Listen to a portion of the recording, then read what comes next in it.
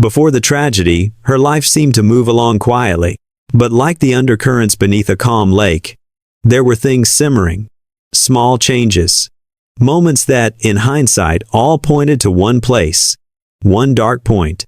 One moment no one managed to stop. When she went missing, the pain wasn't just fear for her safety. It was the loss of someone who had touched countless lives in small but deeply meaningful ways.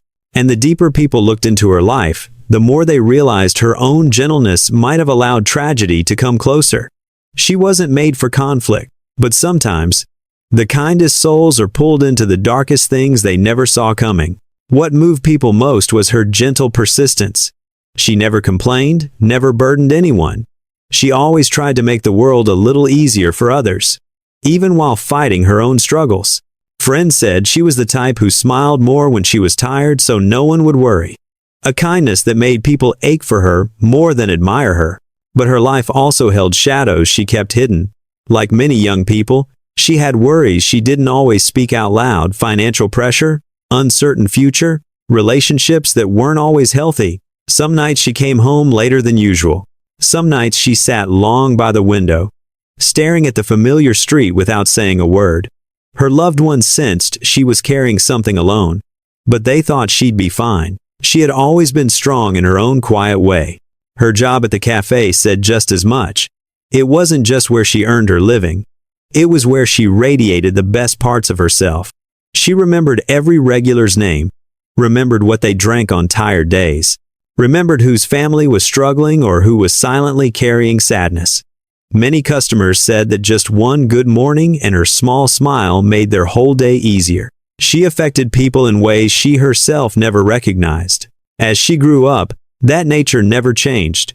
She wasn't the type to stand out in a crowd, yet everyone wanted to talk to her.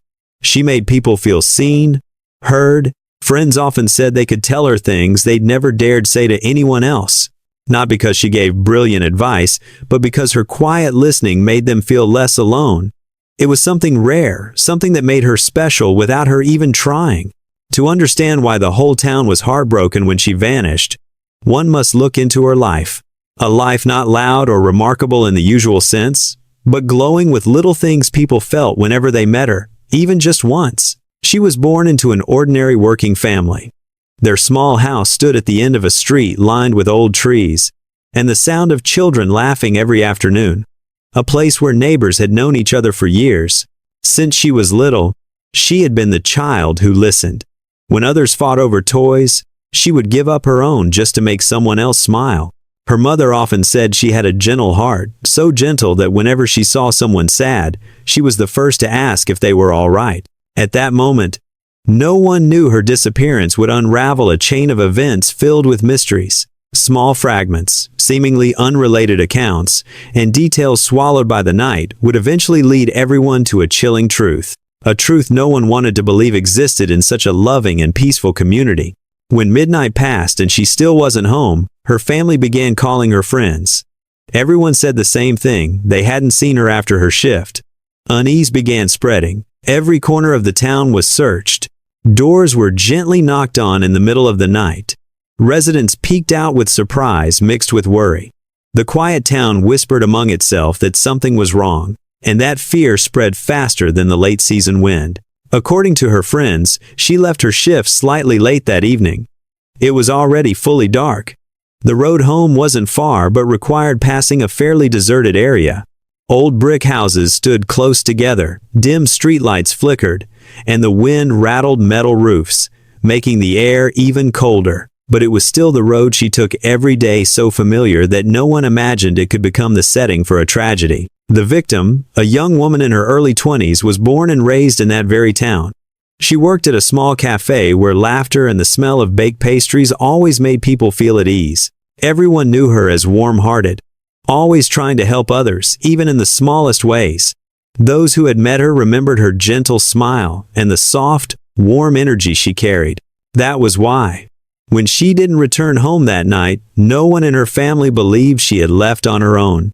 Worry showed on every face, every breath, every call echoing into the cold night. The story begins in late autumn. When the first cold seeped into the narrow streets and yellow leaves fell sparsely along the sidewalks, the town, seemingly peaceful and gentle, a place where people still greeted each other every morning and kept warm yellow lanterns hanging on their porches, suddenly became the center of a fear that would linger for years. For on a quiet night that appeared completely ordinary, a disappearance occurred. And the one who vanished was a girl beloved by the whole community. This is the story of a final moment, a small sign everyone overlooked, and a truth that sent shivers through an entire community once it came to light. So, what truly happened that night? Why did the last phone call become the most crucial piece of the case for many years to come? Same hour, same city.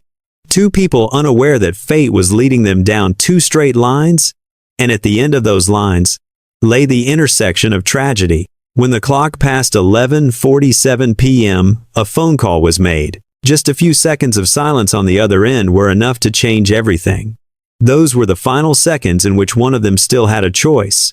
But what choice was it? Why did it happen on that night? And what pulled both of them into a spiral no one could escape?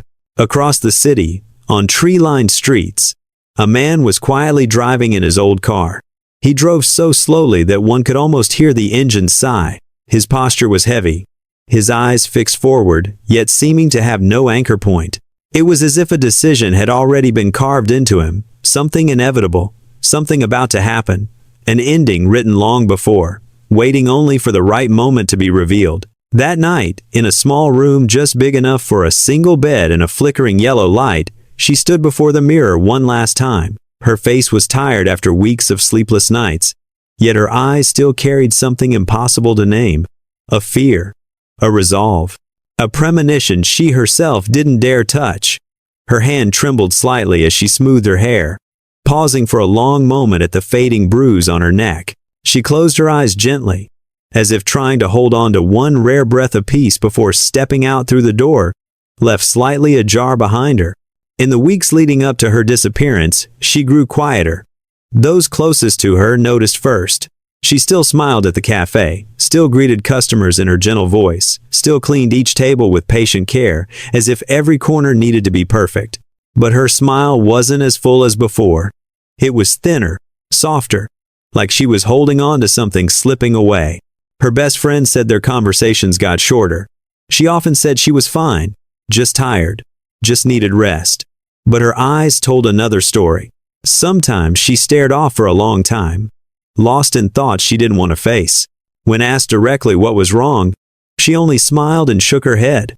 That was who she'd always been, hiding her pain so she wouldn't burden anyone. These changes coincided with her taking more late shifts. She used to go home before it got too dark, but recently she volunteered to stay late. Her reason sounded simple: more income, helping her family, saving for the future. Those reasons were true, but not the whole truth. A coworker recalled seeing her stare out the cafe window one night. At the empty street and long yellow shadows cast by the streetlights, she stood still, as if afraid someone might be waiting for her outside. But when asked, she said she was just thinking about waking up early the next morning. Around this time, she began receiving strange messages, short ones, usually at night, prompting her to immediately lock her phone. No one knew what they said, but once, a friend saw her face right after one arrived. Gone was her calmness, replaced by tension, sharp and obvious, as if something was drawing closer each day. She never spoke of the sender, and deep down, she probably knew part of the tragedy began with those quiet lines of text. Her family sensed it too. Dinners that used to be lively became quiet. She ate little, slipping away to her room early. Her mother said that some nights, she saw light beneath the door, her daughter still awake, sitting alone beside her phone. When her mother knocked, she cracked the door open and said she was watching a movie. But what mother wouldn't notice a child hiding fear? In a small town, rumors travel fast. Some said they saw her arguing with someone in the parking lot behind the cafe. Others said they heard her crying on the phone while walking past the sidewalk. No one knew what was true, but everyone felt something was closing in on her. Something pulling her between two worlds. One of light and kindness she gave others, and another colder, darker world where she faced a fear she couldn't name. Then came the last day before she disappeared. Many small details once thought meaningless became important pieces. She woke earlier than usual, made a cup of coffee she didn't finish, paused at the door for a long time before leaving as if she didn't want to go, but couldn't stay. A coworker said when she hugged goodbye after her shift, she held on longer, as if clinging to the familiar feeling of a normal day. A day she feared might not return. When she left the cafe that night, someone stood across the street. A figure no one noticed. A figure people would later realize was the beginning of the tragedy that stole the town's sleep for years. The investigation began on a cold, silent morning, when officers entered a house whose warmth had faded hours earlier. They weren't only searching for a culprit, they were retracing the last breaths of someone who had lived, loved, hoped. In that small room, everything was frozen between chaos and stillness, making every detail strangely important. A faint shoe print on wooden floorboards. A thread caught on the corner of a table. A message left unsent. These scattered fragments filled investigators with both hope and doubt, because each clue opened a new path, but could just as easily conceal the truth. The hardest part wasn't the lack of evidence, it was the feeling they were racing against a darkness that knew how to erase its own steps. Then, a small error surfaced, like fate exhaling. A detail overlooked in an old report, apparently meaningless, unexpectedly opened a new direction. In that moment, they all understood. Truth never disappears. It only waits for the right person to notice. When the investigation seemed to hit a dead end, officers unexpectedly returned to a name no one had considered important. Someone always on the sidelines. A familiar face people assumed could never be involved.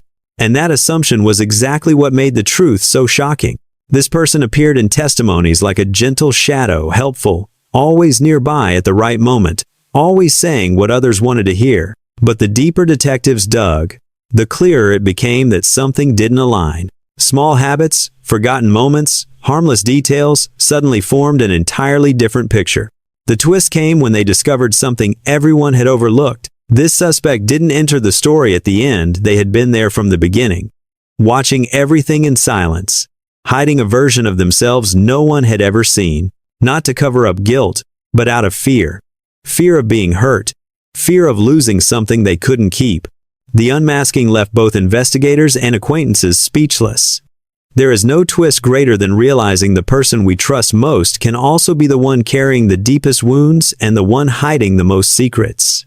In the cold, bright interrogation room, the person facing the investigators no longer held the calm exterior they once showed. Under the white light, their face revealed cracks shaped by years of emotional weight. Their voice trembled as they began recounting everything. Not to defend themselves, but as a way to free their own heart from fear, guilt, and the consequences of wrong choices.